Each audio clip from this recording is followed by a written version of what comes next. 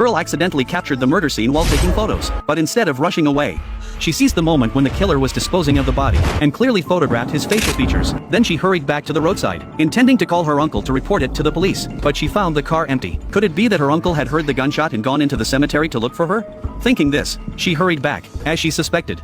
The two had already met. Just as the girl was about to warn her uncle to leave quickly, before he could react, the killer shot him dead. Just as the killer was about to attack the girl, he suddenly noticed the camera in her hand. Taking advantage of the killer's momentary distraction, the girl spun around and fled for her life. Her frantic dash led her to a wooden cabin. The bewildered owner immediately stopped the panicked girl. A bullet struck the man squarely in the ankle. The searing pain caused his mind to completely freeze. Only when a fully armed, masked assassin slowly approached did he regain his senses and quickly lock the door. He then checked his weapon, loading the last 2 bullets into the magazine. Just as the assassin violently pushed open the door, the man fired without hesitation, but due to the distance, the assassin wasn't killed. Now both were wounded, so neither dared make a move. The man warned the killer to leave immediately, or he would call the police. Hearing this, the killer was genuinely frightened. Quick-witted, he grabbed the phone, only to discover the man's line wasn't even connected.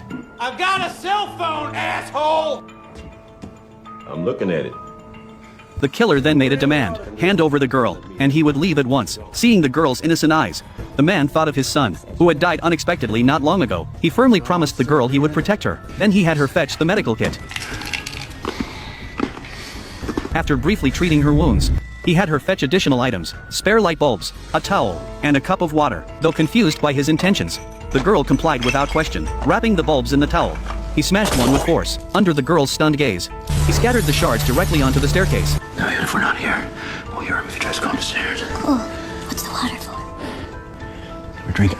The man then asked the girl why she was being hunted. She confided her tragic story to him, and handed over the camera's film. The man carefully wrapped the film in a plastic bag to prevent damage. He instructed the girl to hide the film inside the toilet tank. After an unknown period of time passed, the killer unexpectedly found a confession letter. It revealed the man had once had a happy family. He had laid barbed wire on his farm, causing a child to step on it and fall. The child hit their head on a rock and died. His wife couldn't bear the reality, and left him in grief. This left the man filled with guilt, spending his days holed up at home, drowning his sorrows in alcohol. The girl listened, feeling a deep connection, and confessed that if the man wouldn't reject her, she could regard him as her own father. Moved to tears, the man found the resolve to confront the killer. He relentlessly questioned and taunted him. The wounds covering your body are too extensive. It won't be long before you bleed to death. Hearing this, the killer flew into a rage. Consumed by fury, he not only began hurling abuse at the two upstairs, but also prepared to storm upstairs and kill them. A patrolling officer happened to hear the gunshot. Eager to make a name for himself, he didn't immediately call for backup. Instead, he chose to investigate the source of the gunshot alone. He soon found the man's wooden cabin, yet the killer showed no sign of panic. He calmly pulled on his hood,